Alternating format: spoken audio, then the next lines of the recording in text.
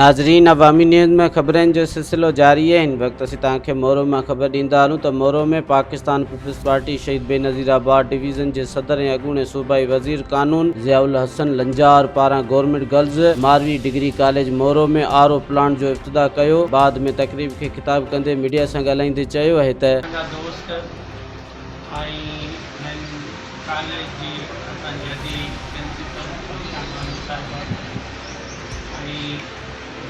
पीरज़ादा साहब असांजो पुराणो दोस्त आहे सभिनी खे अस्सलाम वालेकुम। पहिरियां त ईद मुबारक सभिनी खे।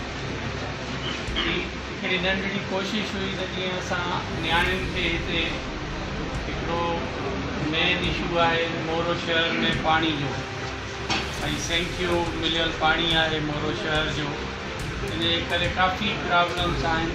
कोशिशि कयूं पिया त जीअं असां हर मोरो जो जेको आबादी वारो एरिया है उते फिल्ट्रेशन प्लांट्स लगाए सघूं ऐं उन में असां पाण बि कोशिशि कयूं पिया। कुझु मुखियर हज़रात खे बि रिक्वेस्ट कई आहे त उहे बि ये शहर में पाणी सुठो प्रोवाइड थिए मोरो जे शहरनि खे।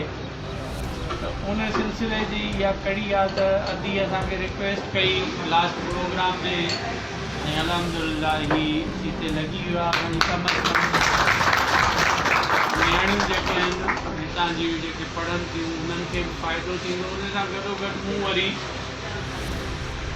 हिते रिक्वेस्ट इहा कई त ॿाहिरि बि इन जो कनेक्शन रखिजो त जीअं शहरी बि उन मां मुस्तफ़ीद थी सघनि पाणी मां।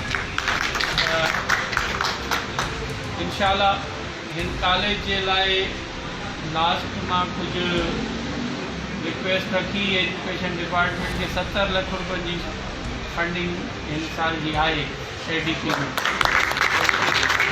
कुझु गुज़ारिशा कॾहिं कयूं आहिनि इंशाअल्लाह मां कोशिशि कंदुसि त पंहिंजी गवर्नमेंट जे लेवल ते तव्हांखे वधि में वधि हिन खे फैसिलिटेट कयूं ऐं कॉमर्स ब्लॉक जेको अती अॼु चयो आहे त इंशाअल्लाह असांखे कराए ॾींदा।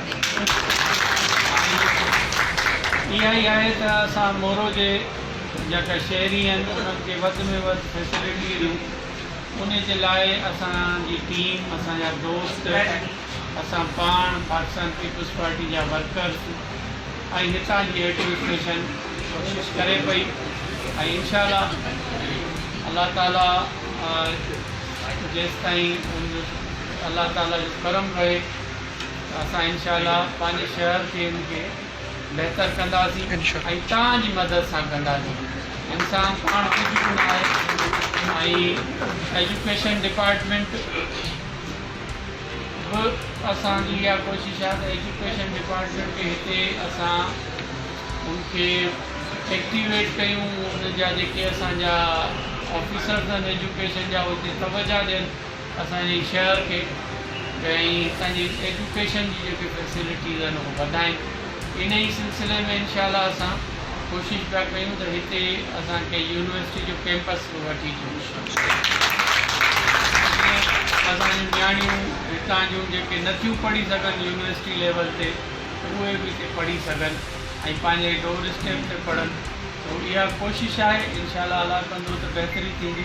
तव्हांजी सभिनी जी महिरबानी। Thank U.